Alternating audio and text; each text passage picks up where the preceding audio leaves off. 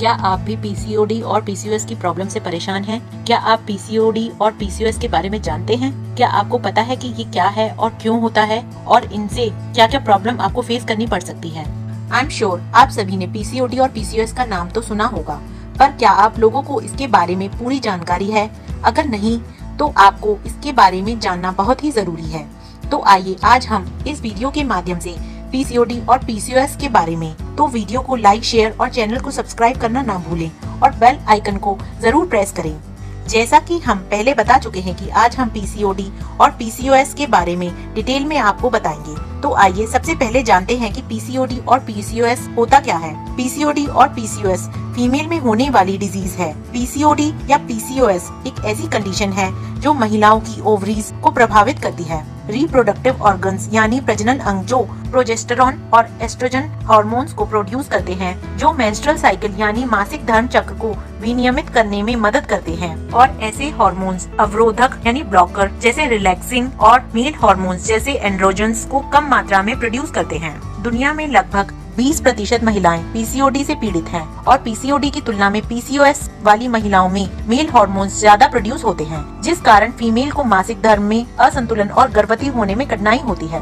Hormones के इस तरह के अनप्रेडिक्टेबल बिहेवियर के अलावा कई और प्रॉब्लम्स का भी सामना करना पड़ता है, जैसे diabetes, infertility, acne, excessive hair growth. अब पीसीओडी और पीसीओएस का अलग अलग मतलब जानते हैं। पीसीओडी, जिसका पूरा नाम है पॉलिसिस्टिक ओवरियन डिजीज, यह एक ऐसी मेडिकल कंडीशन है जिसमें वुमेन ओवरीज इनमेच्योर और पार्शियली मैच्योर एग्स अधिक मात्रा में प्रोड्यूस करती हैं और समय के साथ ये एग्स ओवरीज में सिस्ट का रूप ले लेते हैं। इसके कारण ओवरीज का साइज बड़ा हो जाता है और बड़ी मात्रा में मेल हार्मोन्स एस्ट्रोजन का स्राव करता है, जिससे बांझपन यानी इनफर्टिलिटी, अनियमित मासिक धर्म, बालों का झड़ना और असामान्य वजन बढ़ना होता है। पीसीओडी को खान पान और लाइफस्टाइल में चेंजेस करके कंट्रोल किया जा सकता है। पीसीओएस, जिसे मेडिकल में पॉलिसिस्टिक ओवरी सिंड्रोम कहते हैं। पीसीओएस एक मेटाबॉलिक डिसऑर्डर है जिसमें महिलाएं अपने प्रजनन वर्षों 12 से 51 वर्ष के बीच हार्मोनल असंतुलन से प्रभावित होती हैं। मेल हार्मोन्स के स्तर में वृद्धि के कारण महिलाओं का मासिक धर्म बंद भी हो सकता है या अनियमित हो सकता है, जिससे गर्भवती होने में महिलाओं को मुश्किल हो सकती है।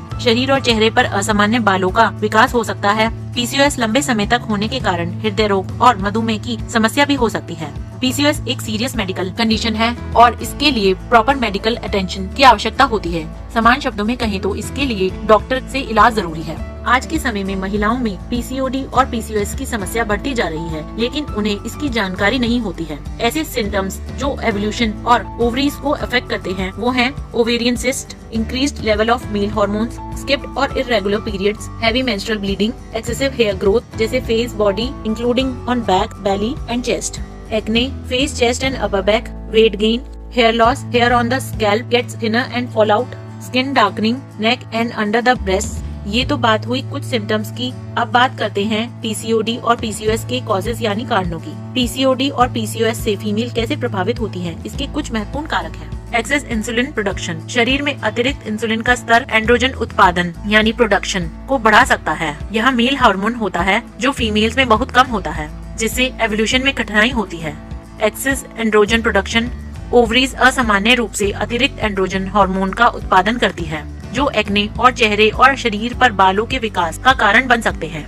Low grade inflammation, recent studies के अनुसार पीसीओडी से पीड़ित महिलाओं में निम्न श्रेणी की सूजन होती है, जो एंड्रोजन उत्पादन के स्तर में वृद्धि का कारण बनती है। इससे ब्लड वेसल्स यानी हार्ट की समस्या भी हो सकती है। हेरिडिटी, पीसीओएस की समस्या अनुवांशिक यानी फैमिली से चली आने वाली समस्या भी हो सकती है। कुछ महिलाएं कंफ्यूज हो सकती हैं कि पीसीओडी और पीसीओएस एक ही है या एक दूसरे से अलग है।